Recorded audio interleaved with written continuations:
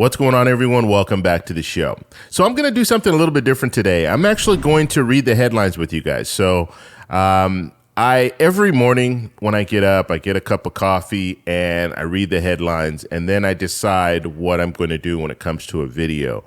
But today I'm actually going to show you guys what I do. And I might start doing this every day. So if you guys like this, in the comment section, let me know down below. Now, I haven't read all these stories, so some of the stories are going to be brand new to me, but we can watch this together. And if you guys really want me to focus on the story, you can let me know in the comments that you want me to focus on that story. I'll do more research, and then I'll do a separate video on that. So that's what we're going to do today. But first off, I can ask you guys to do me a favor. Please hit the like button. Please subscribe to the channel, and then hit that little bell notification. That way you get notified every time we put out a video. I put out daily videos, so make sure you hit the bell notification. That way you'll know when I post a video. Okay, so the first story here, we have Ian. So Ian's strength is as a hurricane, and it's on its way to Florida and Cuba. This is interesting. I was just in Florida, and it was the weather. It wasn't raining or anything like that, but the weather was a little weird, and you could see. I was right by the airport. I was only there for 12 hours total. I just got a hotel room and slept for 8 hours, and then got up and got right back on a plane. But just looking at the thunder and lightning that I saw, it wasn't raining, but I saw thunder and lightning off in the distance, and it was constant. And so I think we should say a prayer for people in Florida and Cuba, because they're bracing for a hurricane. And so we'll have to see where that goes. I know we saw what happened in Puerto Rico, and also prayers goes out to people in Puerto Rico. They're really, I mean, Puerto Rico, it's a beautiful place. I've traveled there. I like Puerto Rico. The only thing I didn't like about Puerto Rico is it was expensive. It was expensive compared to some other places where you can go around that area. Okay, so being that it's an island, I understand that it's harder to get stuff there, so it is going to be a little bit more expensive. But when it comes down to it, it's a beautiful place, and just to see it continuing to go through these hurricanes and floods, and it's just sad to see. And I do have some friends out in Puerto Rico as well, so they are fine, but it's tough. It's tough to see that. And you have a lot of people from the mainland, I guess you can call it, from the U.S. that will move to Puerto Rico because of they have some tax shelters, and they're pretty much trying to get businesses to move to Puerto Rico. So they're giving you some tax exempt status and things like that. And so we'll continue to watch this hurricane and see what happens. And I'll do future updates on this. Look at this article here from Reuters. Swastika wearing ex-pupil kills 15 in Russian school shooting. Wow, so that's a mass shooting out in Russia. I don't know how common that is, but obviously this is a situation that's resulted in 15 people losing their life in Russia. So very interesting. You also have CNN and Fox covering this story. Here's another story here. CNN's covering Meadows text reveals direct White House communication with pro-Trump operative behind plans to seize voting machines. Okay, so this is the whole situation with the voting machines, seizing voting machines, and it looks like there could be a direct link between the White House and this operative that they're calling here. So this is one of those stories where we're going to find out more information in the future. I'm not going to go too much into this whole situation, but this is definitely newsworthy at this point. We have another story here. Washington Post: gunman attacks Russian military recruiter as thousands flee mobilization. So you have a lot of men in Russia that are fleeing. Okay, they're fleeing because they are being drafted and they don't want to go into this war with Ukraine. And so a lot of them are fleeing. And we have a story here from BBC News. Giorgia Meloni, Italian's far right, wins election and vows to govern for all. Okay, so we have a far right candidate winning in Italy. Okay, so let's get back to some of the U.S. stories here. So factory jobs are booming like it's the 1970s. That's very interesting. So what's going on when it comes to that? Now, this is an article I can't click on because it is a paid service, and I haven't paid for the New York Times. but definitely interesting, something that I'm going to watch. CNBC has a story here. U.S. warns of horrific consequences if Russia uses nuclear weapons in Ukraine. So we knew about this, and the President Biden talked about this before, and this is just a few days ago, when it comes to Russia and Vladimir Putin. And some people think he's on the ropes now. And because Ukraine has shown some success in the last few days and the last few weeks, that President Putin will do something very drastic. And so the White House right now is trying to tell him, hey, that would be a huge mistake. Obviously, it would be a huge mistake. And they're saying there'd be horrific consequences if something like that happens. So this is something that's very scary, right? This is something that could affect everyone in the world. And so this is something we definitely need to watch. And I don't know what the end solution will be to this whole war, but something needs to happen very fast when it comes to some type of a resolution. And just at this point, I don't see where it's going to go. Ukraine is showing the will to continue to fight, and as long as they're showing that will to continue to fight, I think they have a really good chance of coming out. I won't say on top, but coming out with their country still. Okay, and I couldn't say that if you looked back just a few months ago, we couldn't say that, but now it looks like Ukraine is fighting until the end, and then you have Russia, Vladimir Putin saying that they are going to start drafting more people into the army so they can fight. So it's just a sad situation. It really is, really sad situation. Okay, I want to go down to this article here because this is coming from The Hill, and this is the For You section of Google. And so they kind of, I guess, the algorithm figures out that I've been looking at different articles similar to this, so they're showing me this. The 7 Senate seats most likely to flip. So let's see what they say here, because we've been talking about some of these different races, right? And so Pennsylvania, we're looking at right now, the Democrat is up. So Dr. Oz is really, really struggling, and Fetterman is actually doing pretty well when it comes to the polls. They do want to have a debate, but at the present time, I don't really see that happening. You see the numbers here when it comes to who's in the lead, and Fetterman 49, Oz 44. Okay, and that's the latest poll, this morning call poll that just came out. So let's move down and see some more of the candidates. Okay, this is the Nevada race here.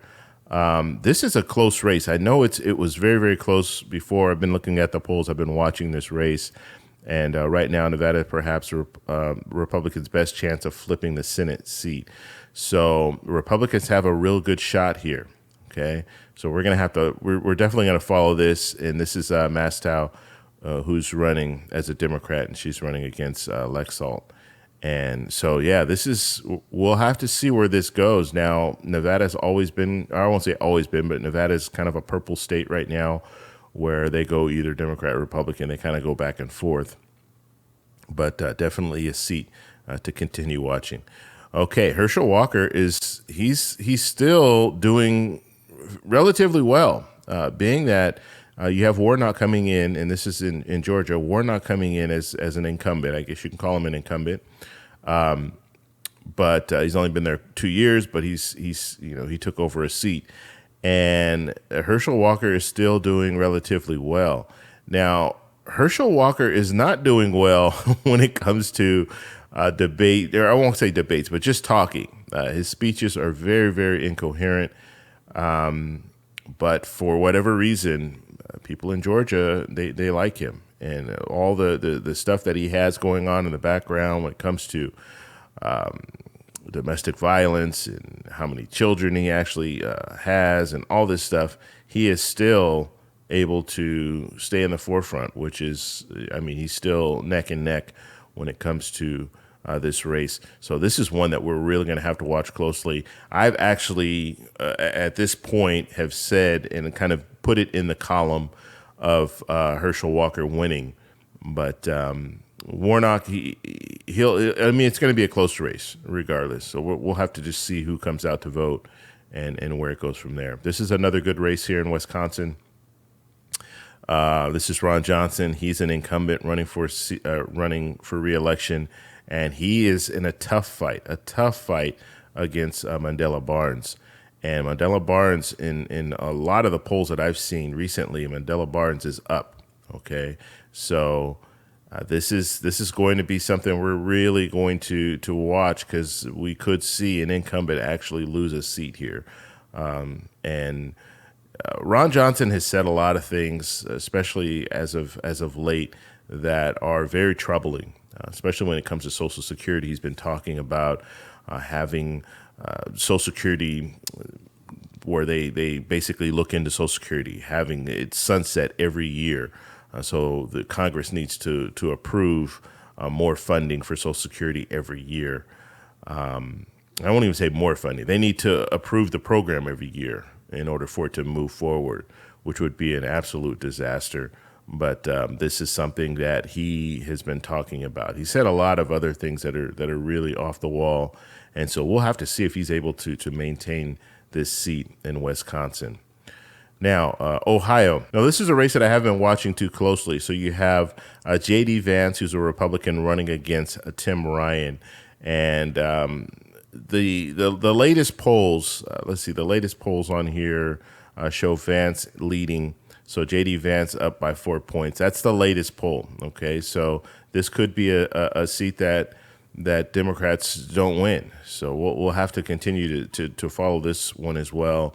It's a little bit closer now. I did some research before, and I didn't even have Ohio in as a seat that Democrats would lose, but it looks like right now the J.D. Vance is ahead in some of the latest polls. North Carolina, another race here, and I really have not done any research on this, so I don't want to give too much information on this, but it looks like Ted Budd and Cherie Beasley are the candidates that are running for this seat in North Carolina. And I believe I had this seat going to the Republican in the Republican column already. Arizona, we know this race here. Blake Masters is the Republican that is running against Mark Kelly, and Mark Kelly he was showing a lead in pretty much all the polls that I saw as of late. So he'll probably still be able to win this seat. But there is a possibility, basically. This article is just talking about the possibility that these seats could flip. And so Masters does have, how can I say this? Masters has a chance, or all these candidates have a chance, really, but Masters does have a chance to take over this Arizona seat. Now, Masters, he said some things about Social Security as well. He's talking about privatizing Social Security. And so this is something, if you're in Arizona, you really need to pay attention to this, because, and I'm not just talking about people who are on receiving Social Security, I'm talking about everyone. You don't want to be in a situation where you've been paying into Social Security for 10 years, 15 years, 20 years, and then you're looking at a politician that wants to privatize it. So what does that happen with your situation? Because the money is not going into a bank. When you pay your payroll tax, that money goes to pay for the people who are currently receiving Social Security. But what does that mean for your future when it comes to Social Security? If they privatize it, where does all the money that you put into it for years and years, where does that go? So this is one of those things that's very, very important for us to focus on this whole situation when it comes to Social Security. And when it comes to politicians that are talking about privatizing it, that's just not a good thing. And the main reason for that is right now, the payroll tax, all that money is going towards Social Security. You privatize it, guess what? Now you have another hand in the pot. And that hand that's going to be monitoring the money that you're putting in, they're going to get a cut of the money, right? So you're going to get less. And then if we're in a situation where it's privatized, that money can run out. Just like a 401k, the money runs out. If the money runs out, then you'll be even in a worse bind. Right now, you're going to receive Social Security. You don't have to worry about that.